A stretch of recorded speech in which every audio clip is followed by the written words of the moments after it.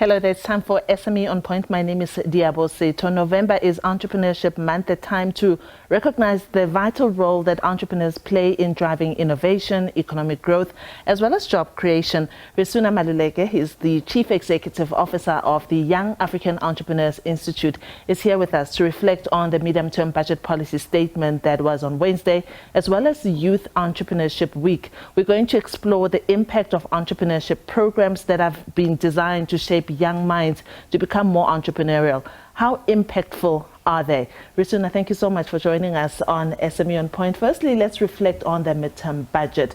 There's been a lot of change in sentiment. We've seen that electricity supply has become better. We've seen that logistics have also stabilized and business costs, according to the minister, also reduced. Is this what you are feeling as young entrepreneurs on the ground, and how did you read the minister's speech?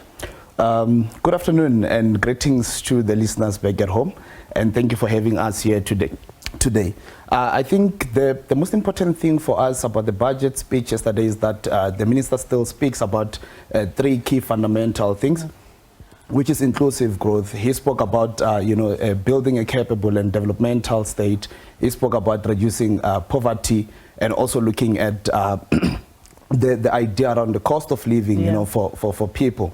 But from the perspective of saying that there has been reduced costs, those are positive things. And as the level field, goes down and it allows for more young people to actually get to play in the environment, we are believing that through this particular medium-term budget policy statement, there is going to be some changes. And I've seen that one of the key things he spoke about, the economic growth, which is going to be going up 1.1%, which is actually a variance to what happened in the second quarter, which was 0.4%. So we are seeing positivity around the development in the country. And what is more important for us, I think, much more than just tabling a policy statement, we need to start now seeing what is the action, the implementation, on the ground. Because one of the most important thing around all of these things is that it becomes a rhetoric, mostly if it does not translate into anything for an ordinary South African, particularly young entrepreneurs. So we are looking at how do we then get to play a role also in ensuring that what was tabled yesterday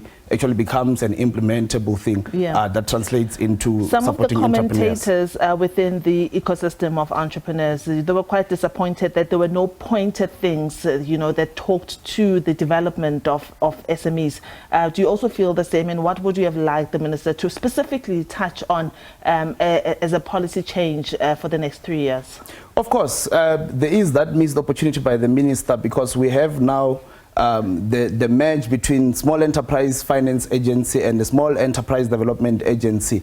I think what was more important actually for the minister was to actually try and put that forward, to say that what is the role of the merger, which actually started now on the 1st of October, to say that what is it that is being allocated to them to ensure that young entrepreneurs get to benefit from whatever offerings. What is the strategic objective of that particular merger to ensuring that the playing field continues to be leveled down. So I think those are some of the things that the minister would have spoken about, because this policy statement becomes also that opportunity to teach, about what is it that government is doing, and also the difference between what we had budgeted for at the beginning of the year, and also to look at where are the shortcomings, of the budget that we had at the beginning of the year, and what is it that we're going to be doing to ensure that we are actually improving going forward to ensure that we meet the targets that we had at the beginning. Risuna, November is a particularly exciting month for us in the entrepreneurial ecosystem and space, because it is entrepreneurial month. We also have the GEW, which is something that we really look forward to.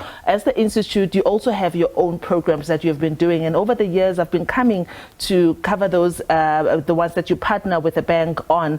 But how impactful have they been in creating an entrepreneur or a cohort of entrepreneurs? It's one thing having events, but to say 3 years ago we embarked on this journey, and this is so-and-so, they had not started their business, they started the business the following year, and this is the progress that we have seen. What is the impact of the activities that you plan, particularly around this time? Yes, and of course, I mean, it will take me an entire day to reflect on more than 1,500 young entrepreneurs that we bring forth, during the Youth Entrepreneurship Week. But I would like just to take a moment and highlight on some of the activities that we've actually done. So it goes beyond just an event. We don't take an event perspective to development. We take, in actual fact, a programmatic approach, which means that the event is but one of the activities that we get to do. So at the beginning of the year, we then got to onboard about 30 entrepreneurs onto a program which is called the Emerging 30 Innovators Program that was selected from last year's Youth Entrepreneurship Week.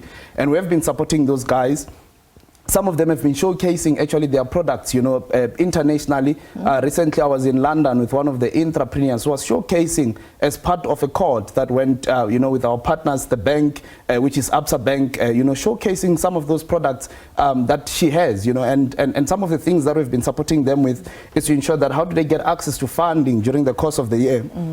We have given some of them grants, and then so that she could be able to at least maybe even showcase some of her products at stores such as Woolworths.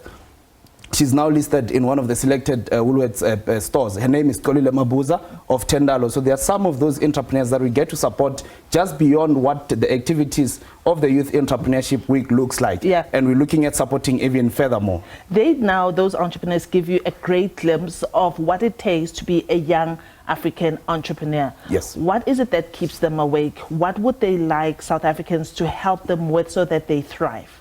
So one of the things that we have looked at, and in actual fact it was feedback from the entrepreneurs, is the deficit in skills. So we now have an entrepreneurial skills program, which is the Youth Entrepreneurship Skills Program that we've launched this year with ABSA as well. And then we have other programs that follow suit, looking at access to funding, because it's one of the key challenges that actually entrepreneurs in general, whether young or old, get to face. Yeah. So we have actually been looking at how do we then partner with different funding institutions to ensure that these guys have access to funding. I know we have an MOU with CIFA, for example, that allows us to support young entrepreneurs in getting access to funding. And then some of the things that young entrepreneurs are looking for is actually advisory services and coaching. So this group of Emerging 30 have been supported with business development services that we've been offering to them. So those are some of the things that we've been looking at, ensuring that an entrepreneur becomes sustainable, gets to run a sustainable business that is actually going to drive measurable socio-economic impact in our society. Risuna, how do you guard against mentorship fatigue?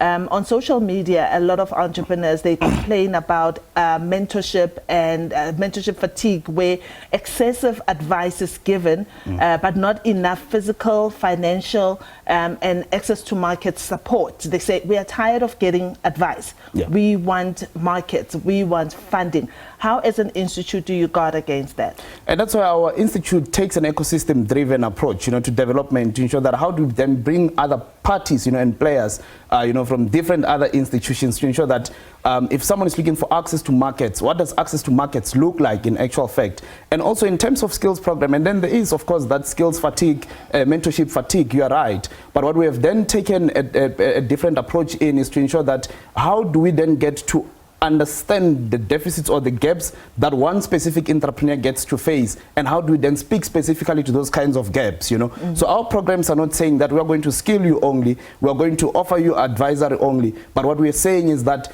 entrepreneurs need to come with whatever deficits that they have. If it's access to funding, how do we then ensure that from an entrepreneurial resourcing point of view, how do we ensure that we actually support you and lead you to the relevant parties that can actually offer you that kind of support? Yep. As we conclude, there are many of these programs, lots of them. We feature them a lot on the show here. Yeah. But for people who are at home, how does one choose one that is relevant to them, and what should they look out for? Because you might end up with so many certificates of attendances, but very little to show in terms of an actual business. Give us at least 2 or 3 things that one should guard against and should also look out for when they apply for these programs.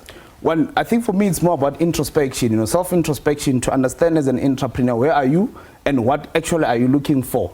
So the moment you are able to establish that, because that is what actually we do. We do a diagnostics approach. We take a diagnostics approach with our businesses to ensure that in actual fact, when a person starts from the beginning of our programs, we understand where are they, and when we are looking 5 years, 10 years, or rather even 12 months into the program, what does it look like in terms of variances? So people must not just wake up in the morning and then they say, I'm going into a skills program. You need to first introspect and understand what what is it that I am lacking as an entrepreneur, and does that particular program actually fit into whatever needs that I have? So those are some of the things that we're looking at, and then also to ensure that who are the partners of those different programs that you are actually working into, and are they are they useful, because they play a role in ensuring that you get to be a successful entrepreneur from that end. Fantastic. Risuna, thank you so much for coming through. Risuna Maluleke is the CEO of the Young African Entrepreneurs Institute. We've been looking at various issues that have to do with November, which is Entrepreneurship Month, as well as reflecting on the midterm budget that we had on Wednesday. We'd like to thank everyone that has been engaging with us on our SME On Point page, which is on Facebook. Our handle is at SME On Point. We've seen a remarkable growth of people who have been following us and interacting with us, and we'd like to thank you for that. But as I always say, remember to support small businesses in your communities. Let's make those rands and cents circulate.